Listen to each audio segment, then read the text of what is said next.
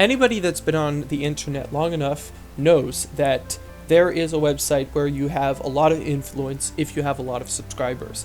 Now, this website is YouTube, and anybody that knows YouTube knows that there is one channel that is far beyond every other channel on the website, and that is a channel of PewdiePie. This channel seems to attract a lot of younger audience and a lot of internet savvy kids, and even older people that understand the internet and understand its memes, its culture, how things are done, how things are thought, and have an open mind and are ready to laugh about things. Now, this culture is all based around the internet and YouTube, and has been highly influenced by YouTube's main creator, PewdiePie. Now, when the media looks at this, what do they see? Oftentimes these people are older people that have not grown up with the internet, have not grown up with memes, have not grown up with this very laissez-faire attitude towards these different types of jokes, and then they look and they see this guy.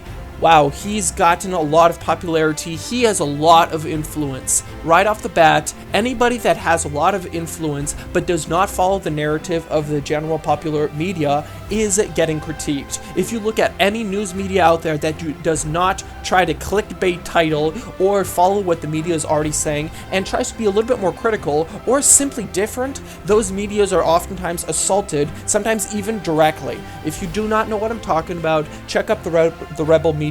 Whether you believe in what they say or not, and you say they're alt-right or whatnot, at least realize that they are being highly attacked by the larger media. The large media, the entity, does not like divergence. Divergence is when somebody does not believe the same point as you, doesn't see things the same way as you, or does not conform to your opinion. This is basically the situation of a bully at a secondary school, except we're talking about the bully being these huge multinational corporations trying to understand and trying to control how society thinks and how society acts. Yet this one guy is standing up with almost more influence than the media in general, at least towards the younger audience. On average, people listen to maybe about 40 minutes of YouTube a day. And now the younger generation oftentimes will listen to people that are doing things that they like, therefore gamers, and PewdiePie is the largest of them. If you are a gamer and you watch YouTube, you know who PewdiePie is. You are affected by his incredibly large presence on the website. What he does affects everybody. He takes a voice for the smaller parties that do not have that voice, and he says things that sometimes many would say wouldn't have the character to say. He's ready to go out of his way to address situations that he knows he, as the responsibility of being the largest one on the website, has to take up. Yet people oftentimes do not agree with how he plays things, yet at least they should agree that he does what is quote-unquote right, as his position as, if I might say, the president of YouTube, at least for the content creators. He has that influence, and he has that responsibility, and he takes up his responsibility. At the same time, he's not going to be shushed or told what to and not to say, unless it is outright morally reprehensible.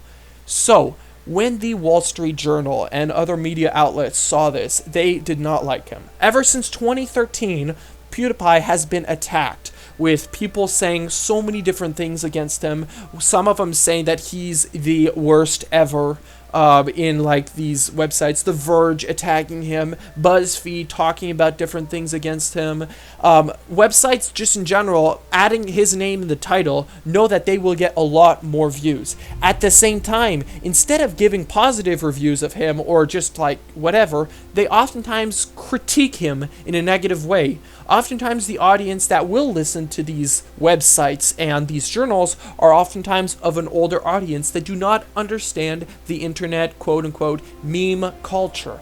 And these people do not understand what is going on, yet at the same time they critique it just because it's different and because it's not under their thumb. They cannot control PewdiePie's mouth, and that is something that is awesome with YouTube.